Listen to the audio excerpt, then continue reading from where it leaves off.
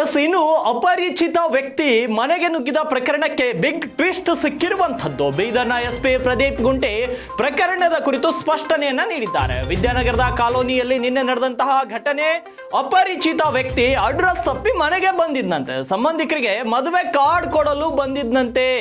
ಮಕ್ಕಳಿಗೆ ಅಡ್ರೆಸ್ ಕೇಳಿದಾಗ ಮಕ್ಕಳು ಪೋಷಕರಿಗೆ ತಿಳಿಸಿದ್ದಾರೆ. ಆಗ ಪೋಷಕರು ಜೋರಾಗಿ ಕೂಗಿದಾಗ ಆತ ಅಲ್ಲಿಂದ ಕಾಲ್ ಕೆತ್ತಿದ್ದಾನೆ, ಅಂದ್ರೆ ಓಡ್ ಹೋಗಿದ್ದಾನೆ. ಇದರಲ್ಲಿ ಮಕ್ಕಳನ್ನ ಕಳ್ಳತನ ಮಾಡುವ ಉದ್ದೇಶ ಇದ್ದಿಲ್ವಂತೆ. ಪ್ರಾಥಮಿಕ ಹಂತದ ಈ ಒಂದು ತನಿಖೆಯಲ್ಲಿ ತಿಳಿದು ಬಂದಿದೆ ಅಂತ ಬೀದರ್ನ ಎಸ್ಪಿ ಪ್ರದೀಪ್ ಗುಂಟಿ ಅವರು ಮಾಧ್ಯಮಗಳಿಗೆ ಸ್ಪಷ್ಟನೆಯನ್ನ ನೀಡಿರುವಂತ. ಹಿನ್ನೆಲೆ ಇದೆನಾ ಅಂತ ಕೂಡ ನಾವು ಚೆಕ್ ಮಾಡಿದಾಗ ಯಾವುದೇ ರೀತಿಯ ಅಪರಾಧ ಹಿನ್ನೆಲೆ ಇವನಿಗೆ ಇಲ್ಲ ಅಂತ ಗೊತ್ತಾಗಿದೆ. ಸದ್ಯ ತನಿಖೆ ಇಲ್ಲಿವರೆಗೂ ಬಂದಿದೆ. ನಮಗೆ ಈ ಆಪಾದಿತ ಕೂಡ ಇನ್ವೆಸ್ಟಿಗೇಷನ್ ಸಹಕರಿಸ್ತಾ ಇದ್ದಾನೆ. ಯಾವುದೇ ರೀತಿಯ ಬಾಲಕಿಯರ ಅಪಹರಣ ಆಗಲಿ, ಕಿಡ್ನಾಪ್ ಆಗಲಿ, ಇನ್ನೊಂದು ಬೇರೆ ರೀತಿಯ ಅಸಭ್ಯ ವರ್ತನೆ ಆಗಲಿ ನಡೆದಿಲ್ಲ ಅಂತ ಪ್ರಾಥಮಿಕ ತನಿಖೆಯಲ್ಲಿ ಗೊತ್ತಾಗಿದೆ ನಮಗೆ.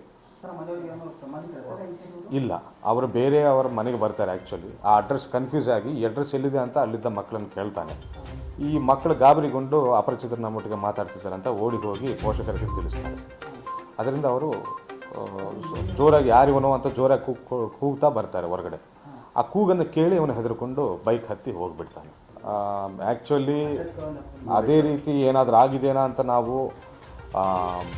ಪೋಷಕರಿಗೆ ಕೂಡ ಸಂಪರ್ಕ ಮಾಡೋಕ್ಕೆ ಪ್ರಯತ್ನ ಮಾಡಿದ್ದೇವೆ. ನಿನ್ನೆ ಒಂದು ಸ್ಟೇಷನ್ಗೂ ಬಂದು ನಮ್ಮ ವುಮೆನ್ ASIಗೆ 10 ಜನ ಆಗಿಲ್ಲ ಅಂತ ಹೇಳಿದ್ದಾರೆ. ಅವರು ಕೂಡ ತನಿಖೆ ಸಹಕರಿಸ್ತಾ ಇದ್ದಾರೆ. ಆಮಂತ್ರಣ ಪತ್ರ ನಮಗೆ ಕೂಡ ವಾಟ್ಸಪ್ ಮಾಡಿದ್ದಾರೆ. ಇತ್ತು ನಾವು ಇದನ್ನು ನಾವು ತನಿಖೆ ಮಾಡ್ತಾ ಇದ್ದೇವೆ. ಸಾಕಷ್ಟು ಜನರು ಭಯಭೀತರಾಗಿದ್ರು. ಯಾಕೆ ಈ ಒಂದು ಮಕ್ಕಳ ಕಿಡ್ನಾಪ್ ಏನಾದರೂ ಆಗ್ತಾ ಇದೆ ಅಂತ. ಆದ್ರೆ ಬೀದರ್ನ ಪೊಲೀಸರು ಎಚ್ಚೆತ್ತುಕೊಂಡು ಆ ಒಂದು ತನಿಖೆಯನ್ನ ತೀವ್ರಗತಿಯಲ್ಲಿ ನಡೆಸಿ ಅಲ್ಲಿರುವಂತಹ ಮಾಹಿತಿಯನ್ನ, ಸ್ಪಷ್ಟತೆಯನ್ನ ಬೇಗನೆ ಕೊಟ್ಟಿದ್ದಾರೆ ಬೀದರ್ನ ಪೊಲೀಸರು. ಯಾಕಂದ್ರೆ ಸಾಕಷ್ಟು ಜನರಲ್ಲಿ ಆತಂಕ ಮನೆ ಮಾಡಿತ್ತು. ಮಕ್ಕಳನ್ನ ಯಾರಾದ್ರೂ ಕಿಡ್ನಾಪ್ ಮಾಡೋಕ್ಕೆ ಬಂದ್ರ, ಯಾಕೆ ಈ